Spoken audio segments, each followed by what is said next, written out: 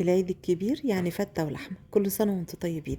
تعالوا نعمل الفتة بقى كده أم صلصة وتوم وخل، بالطريقة المصرية القديمة اللي كلنا متعودين عليها. طعمها جميل جدا وأسهل منها مفيش. أول حاجة خالص كده أنا بسلق اللحمة بحط المية على النار لحد ما تغلي قوي وانزل عليها كده. بلاش يعني أنا ما بحبش إن أنا أشوحها في الأول، وعلشان بتبقى الشوربة بني قوي وتقيلة. لكن أنا عايزة شوربة من اللي احنا عارفينها بتاع زمان المتعودين عليها بتاع امهاتنا. فهنزل عليها كده، والعظم يا ريت يكون عظم متكسر صغير، بلاش المواسير. بعد كده دي بتقعد تطلع دم وكده. بعد كده هكون مقطعه طماطمايه وبصله، وهحط ورق لوري، وكمان الحبهان والفلفل الاسود بكون يعني دقاهم كده في قلب الهون نص دقه كده، بحيث ان هو يبقى مجروش بيبقى احلى. يديكي نفس احسن يعني. بس كده هسيبها بقى لحد ما تغلي مع بعضها وتستوي. تاني خطوة كده هعمل الصلصة. احط معلقة سمنة بلدي كده، وهنزل عليها بمعلقة توم كبيرة. خلي التوم بتاعك ريحته يا دوب تطلع كده ويبقى لونه يعني ذهبي فاتح.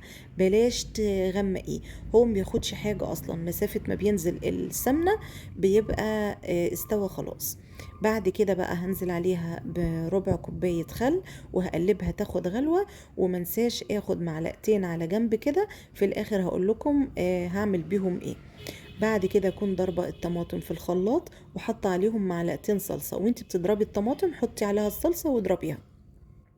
بعد كده احط حبيتين حبهين كده، وعليهم شوية فلفل من المجروش، وهحط الملح وبابريكا وشوية كمون وشوية فلفل اسود مطحون، وعليهم مكعب مرق ورشة سكر. هقلبهم في قلب بعض كده، وهركنهم بقى لحد ما يصلصوا ويبقوا تمام معايا. بعد كده الخطوة التالتة هعمل العيش. هحط كده في الجريل معلقة سمنة بلدي برضو، وهنزل عليها بالعيش. العيش ده شامي، انا مقطعاه مكعبات كده. هحطها بقى كده وتكون على نار عالية، وتكوني واقفة جنبه. يعني تكوني بتقلبي علشان مفيش واحدة تشيط او تحمر والتانية تكون بيضة. ايديك تكون فيه على طول. يا اما ممكن برضو ترشي عليه رشة السمنة دي وتحطيه في الفرن وتبقي تقلبيه من فترة لفترة. بس انا دايما بحب اكتر اللي انا عاملاه على الجريل ده، بيبقى له طعم تاني. بعد كده هخلي الحته اللي في النص كده، وهنزل عليها بنص معلقه توم، واقلبه في بعض. هتوديها في حته تانية بتختلف بجد. واحط عليها بقى رشه بابريكا ورشه كمون وفلفل اسود صغيره وملح. بجد بعد العيش ده ما يتحمر ممكن تاكلوه زي السناكس كده، طعمه حلو قوي. هعمل بقى رابع خطوه، اللي هي الرز الابيض. في ناس بتبقى تحب تعملها بالرز بشعرية، وناس تعملها بالرز الابيض. اللي يعجبك. انا هعملها هنا بالرز الابيض. حطيت معلقة سمنة كده، وهنزل عليها بالرز المغسول وهشوحه. يا ريت ايدك تكون فيه علشان ما يبقاش يعني حباية واخدة لون وحباية لأ، ويقلب معاكي بطعم تاني يعني. هيقلب معاكي طعم الرز الحبة وحبة. لا انا عايزاه رز ابيض. هنزل عليه بالشوربة كده، وعلشان احافظ على لونه يتنيه ابيض هحط عليه ربع معلقة خل صغيرة.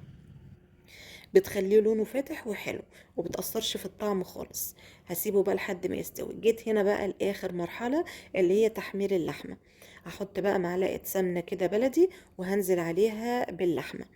خليها بقى تتدقلك كده وتتدحرج تاخد لون وتبقى جميلة. وبعدين تخلي الحتة اللي في النص، وتحطي فيها سمنة بلدي او زبدة من اللي هي الصفراء. انا احط هنا السمنة البلدي، اللي هي الجاموسي من غير ما تكون قبل ما تتسيح. يعني شايفين البيضة دي تدي نفس وحاجة كده من الاخر. رشة ملح على كمون على فلفل اسود. رشة الكمون دي حاجة بسيطة قوي صغننة قوي، وفلفل اسود وملح. بصي من الاخر. هجيب بقى العيش كده وافرشه في قلب الصينية. وفاكرين التوم اللي انا كنت ركناه، هجيبه بقى احط عليه كبشة شوربة كده، وهوزعه على العيش. بجد اجمل فتة هتاكلوها. هرشها بقى على العيش كده. وبعدين هجيب كبشتين من الصلصة، وهرشهم عليها كده. هقلبها بقى يعني مع بعضها كده، وافرشها مظبوط. وبعدين هنزل عليها بالرز اللي انا عاملاه.